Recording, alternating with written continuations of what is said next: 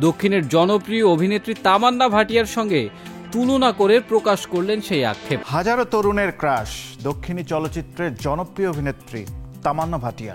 এবার সেই তামান্না ভাটিয়াকে নিয়ে মন্তব্য করে বসলেন বাংলাদেশি মডেল ও অভিনেত্রী বারিশা হক। সঙ্গে প্রকাশ করেছেন আক্ষেপও। চলুন জেনে আসি বিস্তারিত।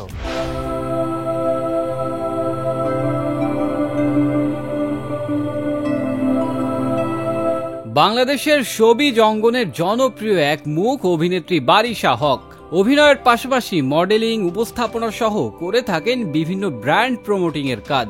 তবে নানা কারণেই এই মডেল বিভিন্নভাবে থেকেছেন চর্চায়। এর মধ্যে আবার রয়েছে তার শারীরিক স্থূলতা। একটা সময় অনেকটাই স্লিম ফিগার থাকলেও বর্তমানে আর তা নেই। এ নিয়ে মাঝে মধ্যেই শিকার হয়েছে নানা ধরনের ট্রলের।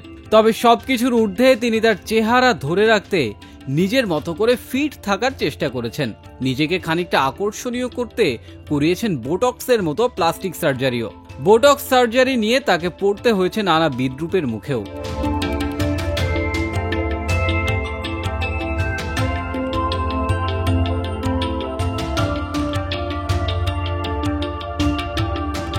অপরদিকে দক্ষিণী চলচ্চিত্রের জনপ্রিয় অভিনেত্রী তামান্না ভাটিয়া বর্তমানে তার বেশ কিছু ছবি সামাজিক যোগাযোগ মাধ্যমে ঘুরে বেড়াচ্ছে। সকলেই তামান্নার এই ছবি দেখে করছেন প্রশংসা। শরীর কিছুটা মেদযুক্ত হলেও তাকে নিয়ে কিন্তু প্রশংসা চলছেই। এর পরপরই আসলে শরীর নিয়ে ট্রল হওয়া বারিশা হক তার জমে থাকা ক্ষোভ প্রকাশ করলেন। এতদিন চুপচাপ থাকলেও মনের মধ্যে পুষে রেখেছিলেন ক্ষোভ আর আক্ষেপ। দক্ষিণের জনপ্রিয় অভিনেত্রী তামান্না ভাটিয়ার সঙ্গে তুলনা করে প্রকাশ করলেন সেই আক্ষেপ।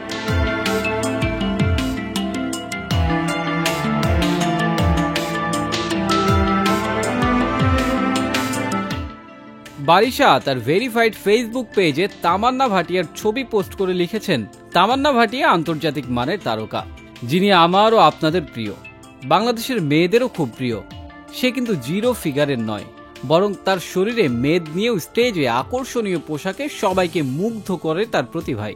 এ বিষয়ে নিজের দেশের নারীদের উদ্দেশ্যে তিনি বলেন, তাকে আমাদের দেশের মেয়েরা খুব প্রশংসায় ভাসিয়ে দেয়। সে প্রশংসা পাওয়ারই যোগ্য, তবে আমরা নই। কারণ আমরা অকর্ম, আমরা সব গালাগাল পাওয়ার যোগ্য।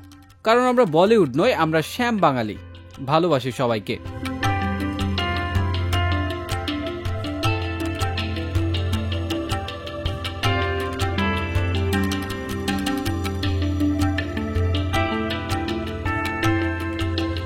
বারিশা তার আক্ষেপ ধরে রেখেছিলেন অনেক আগে থেকেই।